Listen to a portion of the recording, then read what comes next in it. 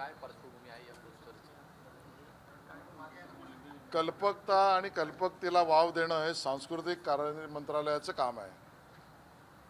गेल्या वर्षी ज्यावेळेला माननीय मोदीजींचा 75वा वाढदिवस हा संपूर्ण देशभर सेवा पर्व म्हणून आपण साजरा केला, त्यामध्ये केंद्र सरकार आणि मोदी सरकारने केलेल्या ज्या फ्लॅगशिप योजना आहेत,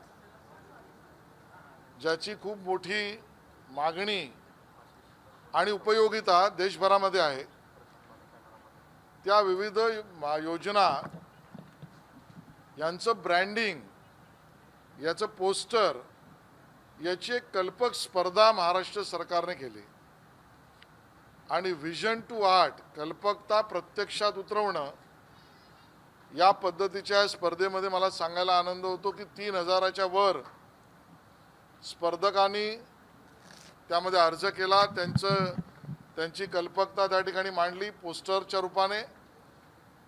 आणि याला जज करायला प्रसून्न जोशी असतील, अच्युत पालव असतील, वासुदेव कामतजी असतील, अशा प्रतितयश या क्षेत्रातल्या मंडळींनी यातल्या स्पर्धेतली काही निवडक 75 उत्कृष्ट पोस्टर्स निवडली.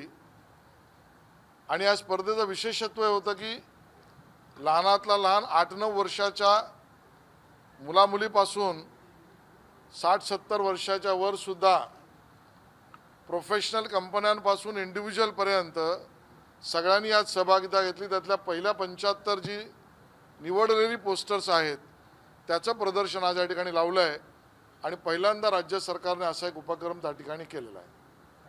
सर, 1 तारखेपासून रिक्षा आणि टॅक्सी परवाने रद्द होऊ शकतील तर त्यांना मराठी येत नसेल तर तुम्ही सरकारमधला भाग आहात, काय नेमकं सरकारच्या याबाबतची पुढची रणनीती आहे, काय सरकारकडनं ठरवलं जाते? परवाने रद्द होणार आहेत का मराठी? सरकारी नियम स्पष्ट आहे. सरकारच्या आमच्या एका विभागाने त्याबद्दल नियमावली आणि धोरण बनवलेलं आहे. मला वाटतं सरकारचा नियम हा सर्वंकष विचार करून आहे. तो कोणावरही अन्याय करणारा नसून तो सर्वसमावेशक आहे आणि मराठीचा आग्रह याला कोणी विरोध करणार नाही अशी माझी अपेक्षा आहे. कोणी करूही नये.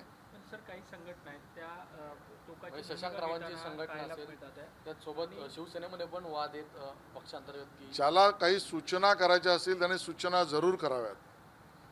या नियमाला, या धोरणाला अंमलबजावणी करताना काही म्हणणं मांडायचं असेल तर जरूर मांडावं, पण व्यावहारिक मराठी भाषा बोलण्याच्या विरोधात कोणीही भूमिका घेईल असं मला वाटत नाही, किंबहुना घेऊ नये अशी आमची अपेक्षा आहे. यावरून राजकीय वाद देखील रंगलेला पाहायला मिळतोय. मनसेचे कार्यकर्ते रस्त्यावरती उतरलेले आहेत, तर काही जे इतर नेते आहेत त्यांच्यामधला संघर्ष पाहायला मिळतो.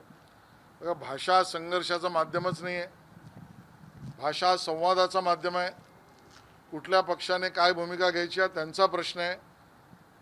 आम्हाला सरकार म्हणून त्या ठिकाणी हा नियम बनवताना सर्वंकष विचार करून आम्ही केलेला आहे आणि व्यावहारिक मराठी भाषा बोलण्यासाठीच्या बद्दलचा नियम हा योग्य आहे, त्याचं पालन सगळेच करतील ही आमची अपेक्षा आहे.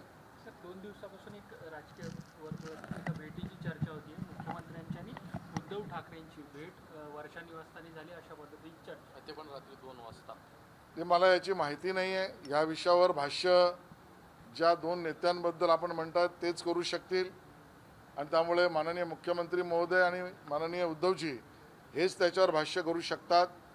पण मला असं वाटतं की देवेंद्रजी कोणालाही उजळ माथ्याने आणि उजळा वेळेत भेटतात, एवढंच मी त्या ठिकाणी म्हणू शकेन. सर, शिवसेनेचे खासदार संजय जाधव जे आहेत ते शिवसेना सोडण्याच्या तयारीत आहेत, उद्धव ठाकरेंचा पक्ष सोडण्याच्या तयारीत, तर अशी चर्चा सुरू आहे. शिवसेना भवनामधली जी बैठक झाली त्याला सुद्धा ते गैरहजर होते, त्यामुळे कुठेतरी आम आदमी पार्टीचे जे 7 खासदार भाजपला त्यांनी पाठिंबा दिला, तसंच उद्धव ठाकरे यांच्या पक्षातले काही खासदार जे आहेत ते सुद्धा पाठिंबा देतील अशी चर्चा आहे. मला संजय जाधवांबद्दल माहीत नाही, पण मला नक्की माहिती आहे की उबाटा गटात जे उरली सुरलेली लोक आहेत त्यांच्यामध्ये प्रचंड अस्वस्थता आहे.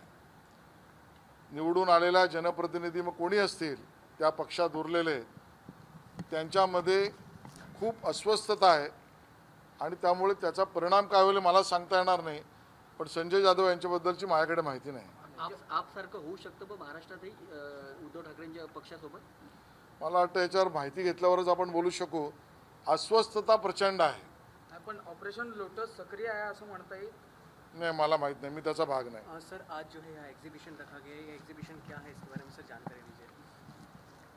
माननीय मोदी जी के 75वें जन्मदिन के समय सेवा पर्व इस नाते पूरे देश भर में और महाराष्ट्र में अलग अलग कार्यक्रमों का आयोजन किया। केंद्र सरकार की योजनाएं जिसका लाभ सभी लाभार्थियों तक पहुंचाने का सेवा कार्य हुआ, वो सभी योजनाएं का ब्रांडिंग पोस्टर कैसे किया जा सकता है जो सामान्य आदमी को और आकर्षित कर सकता है इस योजनाओं की तरफ, ये विचार रख के महाराष्ट्र के सांस्कृतिक कार्य मंत्रालय ने ब्रांड और पोस्टर का कंपटीशन स्पर्धा ली। 3000 से भी ज़्यादा स्पर्धक इसमें सम्मिलित हुए।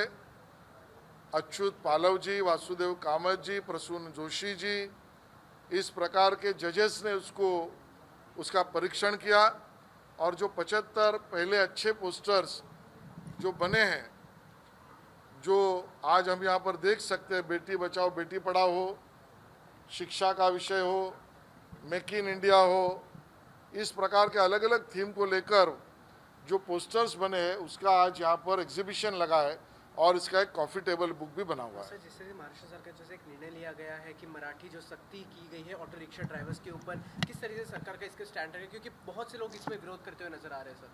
महाराष्ट्र सरकार के एक विभाग ने अगर निर्णय लिया है तो सोच कर ही लिया है। ये निर्णय किसी के खिलाफ नहीं तो सबको साथ में लेकर किया है। मराठी भाषा में व्यावहारिकता से बोलना मुंबई में, इसका किसी ने विरोध करना नहीं चाहिए, कोई करेगा ऐसा मुझे लगता नहीं है। सर लास्ट क्वेश्चन रहेगा मेरा, जिस तरीके से आम आदमी पार्टी के साथ जो सांसद है वो बीजेपी ज्वाइन कर दिए हैं, कहीं ना कहीं आम आदमी पार्टी अब टूटते हुए नजर आ रही है सर।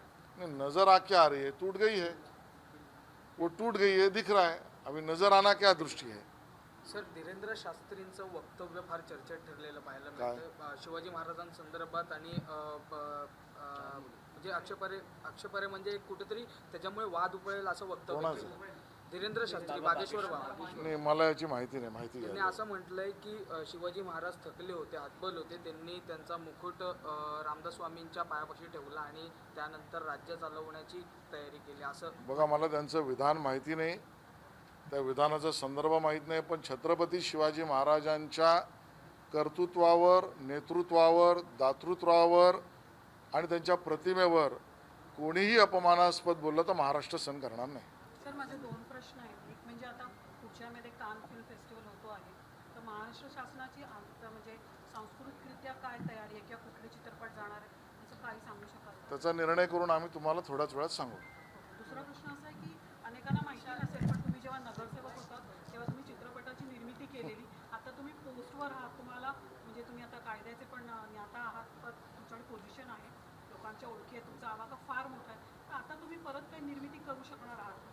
आता नाटक निर्मिती करण्याचा विचार आहे ओके, आणि तो योग्य वेळेला मी घोषित करेन। पण काही विषय वगैरे असं काही तुमचा आवडता विषय कुठला आहे? खूप आवडते विषय आहेत। राजकीय नाट्याचा मी भाग सक्रियतेने राहिलो आहे।